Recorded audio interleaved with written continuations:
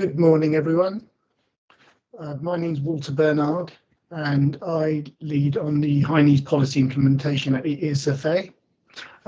So what I'll be looking at providing is an overview of the high needs funding arrangements and some of the component parts and processes in place pertinent to local authorities, or LAs as I'll call the organisations. So this is a broad overview of what we were covered during this session. So I'll just give you a few moments to absorb this.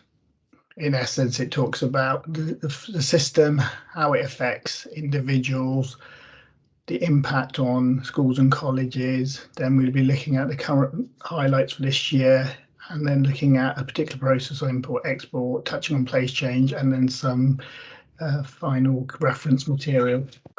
So just to get us started, this is an illustration of the current high needs funding formula. I'll just let you absorb that for a little bit as well. I won't go through all of the elements, but just to say that the high needs NFF is what underpins the dedicated schools grant, which is one of the 4 blocks most of you will know. The other big block being, of course, the schools block. And one area of this, the import-export adjustment, which is in purple towards the bottom, will be covered later. So it's important to say up front that the operational guide in this presentation is specifically focused on activity through the high needs block, as I said.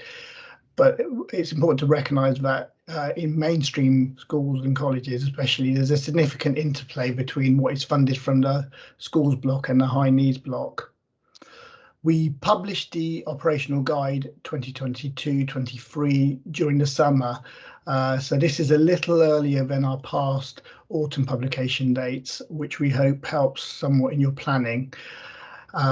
What this is for those less familiar, it's one document which sets out all of the main approaches, processes and supporting information for managing high needs at the local level.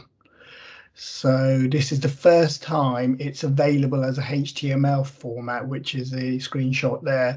And this is in line with a lot of the .gov changes which are being made.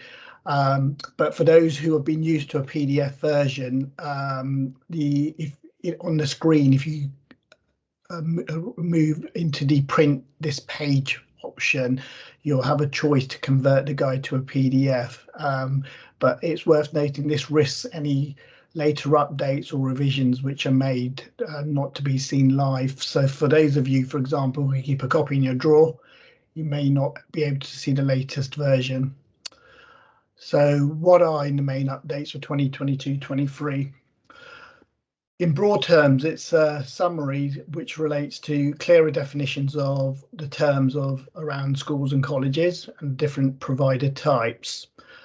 We've provided a bit more information on teacher pay and pensions, expectations on top-up funding, and then we've also updated Annex 1 and 2 in respect of the minimum funding guarantee, disapplication guidance, and the responsibility for children and young people who move between authorities.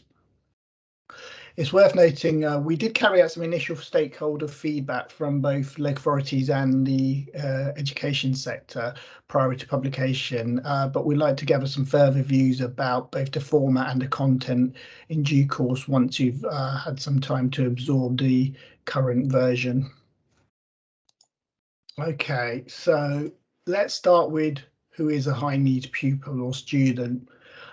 There's essentially 4 areas which covers the 0 to 25 age group. So here we have SEND children aged 0 to 5 who the local authority support from its high needs block, and a large number but not all will have an EHCP plan. This is an educational healthcare plan for those less familiar. Then we have learners aged 5 to 18 who turn 19 after the 31st of August in the academic year in which they study. So there's with high level of these, many of high levels of SEND across the range of settings. So this is in maintained academy schools, FE institutions, specialist colleges, SBIs, or other settings which may receive top-up funding from the high needs budget. And then there are learners, those aged 19 to 25, in FE institutions and SPOs who have a EHCP plan and require additional support over the 6,000. And then finally, we have all compulsory school age pupils placed in an alternative provision by the local authority or a school. So many of you will be familiar, but short recap on some of the funding basics. And please note, when I use the term schools and colleges, what I'm referring to is all educational providers. So not all schools and colleges receive all of the high needs elements and fundings which will be applied across different settings. So firstly, we have core funding flows. And what this is talking about is in mainstream schools and post-16 colleges, all pupils and students attract core allocations through the formula, local formulas through authorities, and post-16 national formula via their individual budgets. It's important to note that these will not attract the place funding, which I said has a separate process and has the focus session this afternoon. Local authorities calculate the notional SEN, which is included in the school's budget, and this is set out in a notional amount that schools have to pay for SEN and includes funding for their high needs pupils. So there's quite a lot of information here, but this is summarised later for those who are a bit worried about capturing it. So in terms of place funding, this is allocated as an annual flat rate. So this differs slightly across the settings. So for SEN units and resource provision, the rate is paid at £6,000.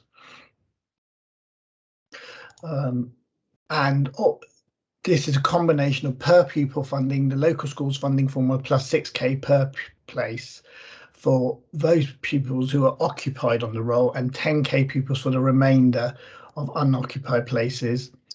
It's really important that local authorities get this right, so we pay the correct allocation as making sure this is correct and diffuses the issue of having deductions which are incorrect. It's also important that ESFA, as the acting authority, knows about the change in occupied places via the APT returns. So it's important that these are completed properly to avoid 10k being taken instead of the 6k. In special schools, and this is I'm not talking about independents, but all other and alternative provision and PRU's pupil referral units, funding is paid at 10k.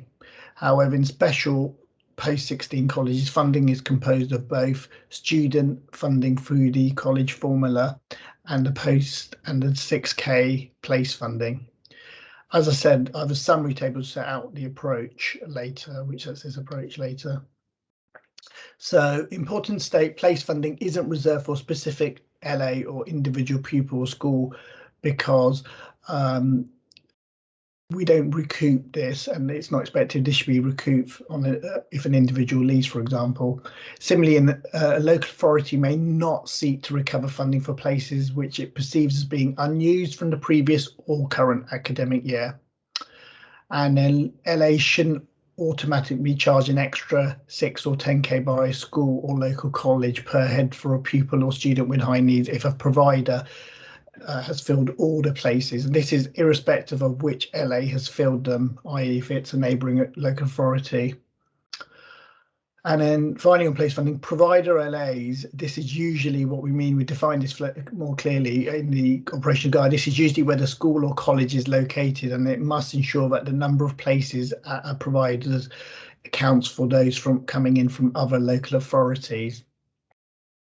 So I've left the last two elements there just because I'm covering the next one in a bit more detail shortly, and top-up funding. So this is really what many of you local authorities represented here are directly accountable for on a day-to-day basis in terms of decision making from your high needs budget block. And then finally, we've got the service level agreements where SEND or alternative provision has been commissioned by an LA and is delivered by schools and colleges. And it's where you have a choice to pay for that service from its high needs budget in line with the regulations. So we've got top up funding. So it's really clear. Top up funding is what, as I said, sits with the LA, and it's sometimes called element 3, especially in post 16. And this is funding over and above the core funding I'd referred to earlier, and place funding in specialists. Schools and colleges receive varying amounts of top-up funding as determined by the needs of individual pupils or schools, individual pupils or students within the high need block. And this is what is required to allow them to participate in education. The LA which places the learner, usually where they live, pays the required levels of support to reflect the costs of additional support to meet the needs of that individual. It's worth saying the 2023 top-up section in the operational guide has been updated, and hopefully this clarifies some of the information gaps or areas of contention you may face locally. When agreeing rates of top-up funding, LAs and schools and colleges can ensure that your economies of scale and diseconomies of scales are reflected. In practice, this means this is informed by under or over occupancy, local budgets, overheads, status of different school buildings, for example, and other additional costs. And many LAs, it's worth saying, have started to deploy standardised rates for local banding arrangements to reduce conversations about every learner having to take place. So it's important to be mindful of the need to meet statutory needs of the child. So this is especially important, of course, in relation to EHCPs and provision and the outcomes, which is very pertinent for 19 to 25 year group students in particular. It's important that LAs issue agreements for contracts confirming the financial support rates and the payment schedules and provision in writing, and this is not delayed. And if there are outstanding issues, important that what the original agreements on the scheduled payments are adhered to, and then any other areas where there may be areas of contention for particular monies can be dealt with separately. And schedule-wise, what we're saying is it's normally monthly. So here's a broad summary of the high needs funding distribution I've run through in the previous couple of slides. And effectively, in short, I won't go through all of this. It's saying, mainstream funding, the important thing to note, the per pupil funding, which is funded from the school's budget, that's in green. And the main point to note here is that once that's used up, then it moves on to the first 6K, which is funded from the school budget. And then if it's over that amount, this is then funded from the local authorities top up. And then for special units and special FE, the per pupil funding from school colleges from the formula, and then place funding kicks in, and what's called element 2 in FE settings at 6 or 10K. Depending on the setting type. And then finally, we've got a little bit on special schools and APs, which is funded at 10K per place. And the remaining, again, as per all of these settings, comes from top up. So again, I won't go through all this detail, but as mentioned, there's different rates for different providers. You've got the settings in blue there on the left hand side, then you've got these pre-16 and a column about the core funding, which I've covered, the top up section in the third column, which sets out it's local authorities all the way there, the post-16 post-16 how that reflects, and then the post-16 top up. So like I said, we've gone through some of the more fundamental differences already, but this is, overall this slide and the next slide is a summary of the main settings. So here's the final bit there, which covers AP and FE. Okay, moving on. So what I thought we would do is take you through a scenario in bringing it a little bit more to life about how high needs and affects an individual called Sam as Sam progresses through the education system. So it's quite simplified, but hopefully it shows how the funding flow works. Hopefully you can see some of that smaller text, but what we're saying here is firstly, for funding for Sam is made available to the LA through the DSG in a mainstream school. That's where Sam started in a primary school, and this is funded through the school's formula, which includes the notional send budget calculated by the individual LA. And then as Sam progresses through school, an assessment is made, and at some stage there an EHCP plan is issued, which sets out those additional costs, and they're more than, if they're more than 6,000, they are more than 6,000. So the school and his home LA agreed a top-up amount which is beyond that 6,000. So when it's time for Sam to move to secondary school, a place is then secured at a special academy. And just for broader sort of view, the actual academy receives 100 places as determined through the place change process. And Sam is given one of those places. As I said, it's not necessarily his allocated place, but he's given one of those places which accounted for. So the school itself receives top up over and above this for Sam, as agreed between the academy and the home authority, sorry. So when Sam moves to FE, a place is secured at the neighbouring local authority's FE college, and then they are funding his or her provision in 3 parts, known as element 1, 2 or 3, as I've covered. So to recap, the core or the element core funding is from the post-16 national formula, which on average is over 5k. The place funding or element 2 is in post-16 is paid at 6k, and then the top-up funding element 3 is paid by Sam's home LA at the agreed rate.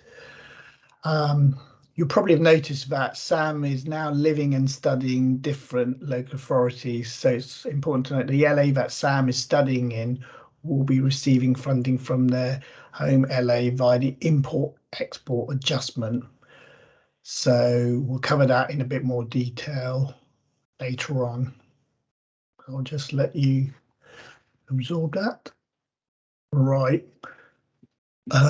Before we move on a bit more detail, I thought I would cover some of the main highlights from 22-23 in terms of the national funding formula NFF.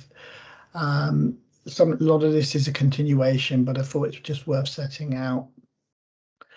So you've got the floor in the national funding formula was provided on a per head basis from the 21-22 baseline, but at least 8%.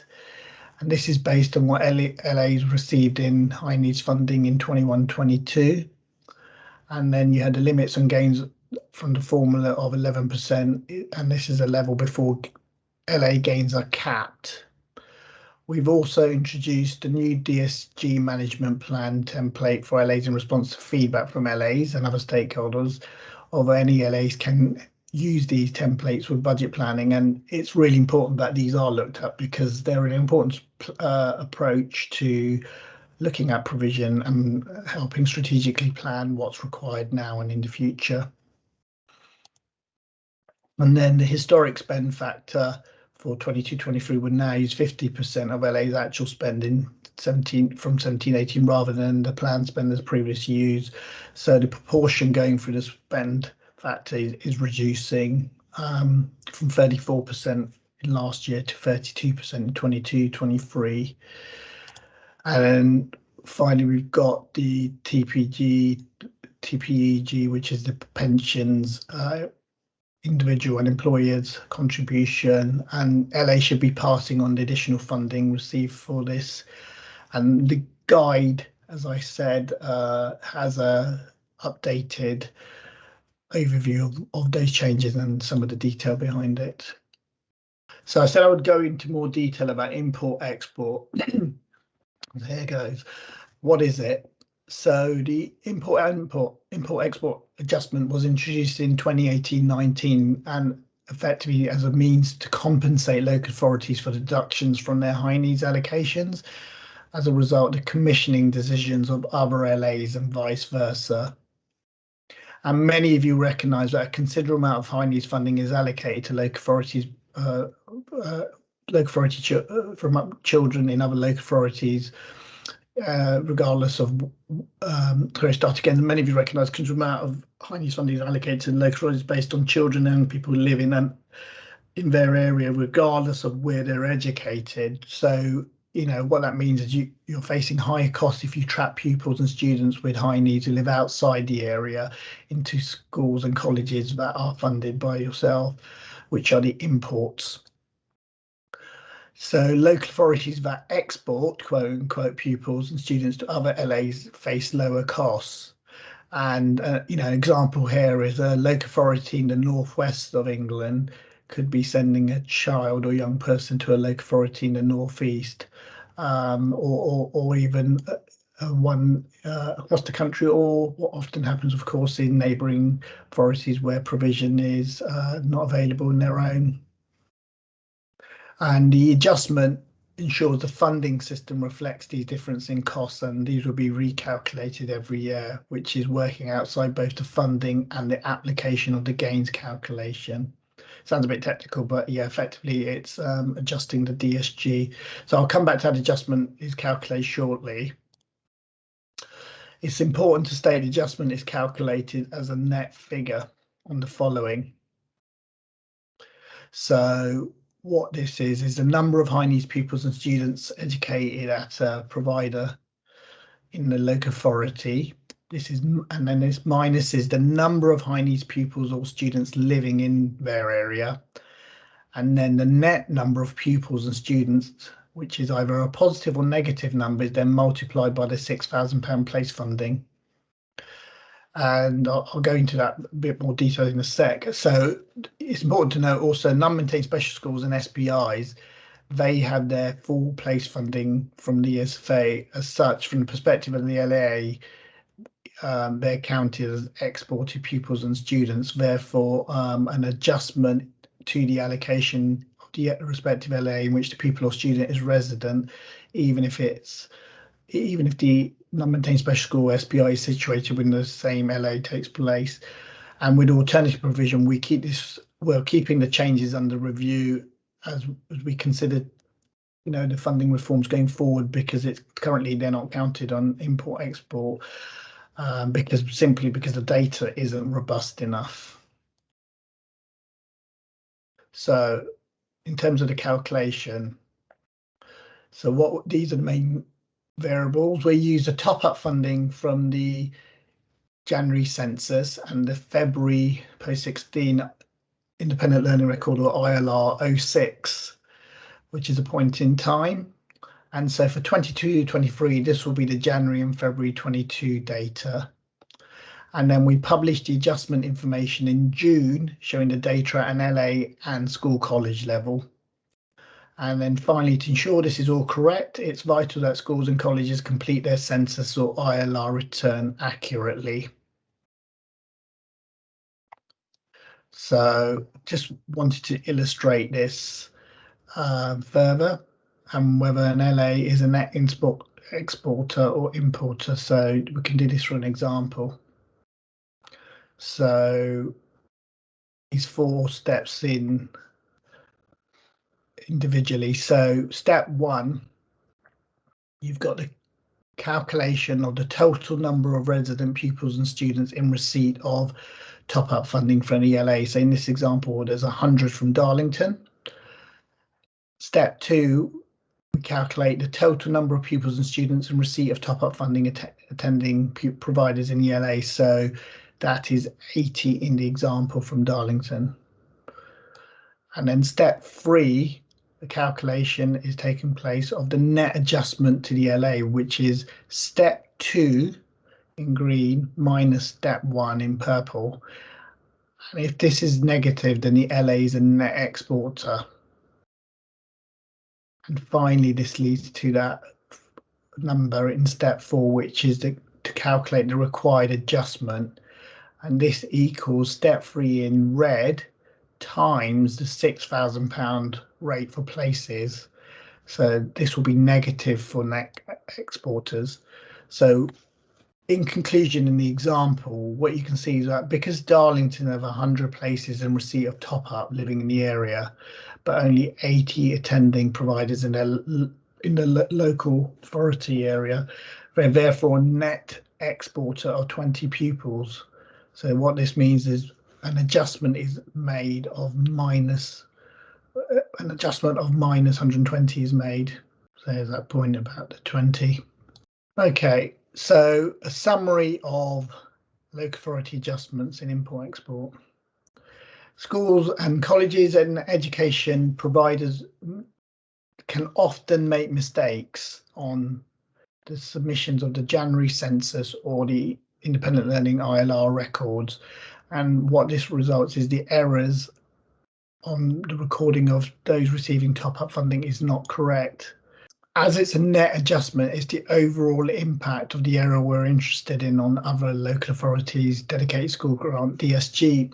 So, for example, excuse me, if the pupil lives and studies in the same local authority, it's neutral, but that still has an impact that could have a negative consequence for the many other local authorities, which could result in a large number of adjustments. The annual process allows the local authorities the opportunity to notify us of a data error which could generate an adjustment to the DSG. And because it might lead to a negative adjustment elsewhere, we do need input from other local authorities before we can agree an adjustment. In some circumstances, we can also accept evidence from providers, education providers, schools or colleges make the error. So I like to just say at this stage, we'd like to thank all those authorities who have provided data returns for this year. We've been tweaking this process since it was first introduced and taking feedback, and we annually get that feedback in a constructive way. And we also reflect on correspondence we receive and data issues encountered. So it's something we're looking to continually improve. And we also recognise from feedback that it's difficult to secure the necessary evidence at times from providers and other LAs, and a continuous source of contention this is. But this does have a big financial impact on some authorities' DSG as a result of an error by a school or college. And for that reason, this is why it's taken sometimes some time to resolve some cases. So we're drawing to a close, as some of you may know, the end of this year's process, and we'll be writing out to local authorities the next week or so with the outcomes from this year's process. And this will then, of course, inform the update to the current 2021 to DSG November update. Of course, the session is about 22-23 operational guide and it changes, but yeah, we have those two processes in tandem in terms of publication information. So yeah, the 21-22 update will follow shortly. Okay, so I'll briefly cover, and I say briefly, a bit to cover information about the 22-23 place change process. Like I said, the session, some of you may be attending this afternoon on data more broadly, will be touching on this in far more detail. So yeah, it launches next month in respect of us issuing the local authority workbooks and guidance to inform the process for the 22 allocations to schools and colleges. So what we expect is for place numbers to be formally agreed between the local authorities and the educational providers. And it's really important to state that when you're agreeing places, you really need to take account of those places being commissioned by other authorities, which is a consolidated number. So what this means is you will also get compensated by the import-export adjustment. So as I said, it's a consolidated return, and whether or not the individual pupil or student resides in your own authority. And local authorities should use the process to request additional funding for changes in hospital education, and we've produced separate guidance on .gov on how this works. And then finally, at this stage, for AP3 schools, they agree their future funding directly with the ESFA, as the place funding is provided by the ESFA directly. So here's an overview visual of the key dates coming up in terms of some of the key interaction points for you to be aware of between now and the end of the financial year. Much of the points, is worth noting, will inform the final 22-23 high needs block allocations. If you have any unresolved issues or questions you want to put to us, you can do this through the inquiry form many of you are familiar with. And then it's worth finally just noting that further information can be found on .gov.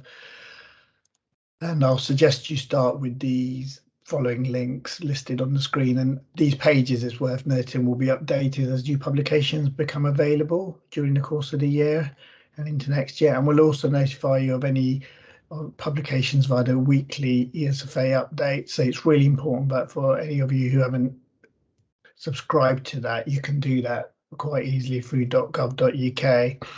As mentioned at the onset, a recording of the webinar and the slides will be made available to you shortly. And that just leaves me to thank all my fellow colleagues who supported this event, fielded questions. And finally, I just want to end by thanking all the local authorities and even schools and colleges, if any are intended, but I doubt it, but mainly local authorities who hopefully found this helpful in some form. And most importantly, for the work and support you provide at local level, ensuring children and young people with high needs are adequately supported in a timely manner. So thank you very much for all your work and for attending this event. So just leave me say thank you and goodbye.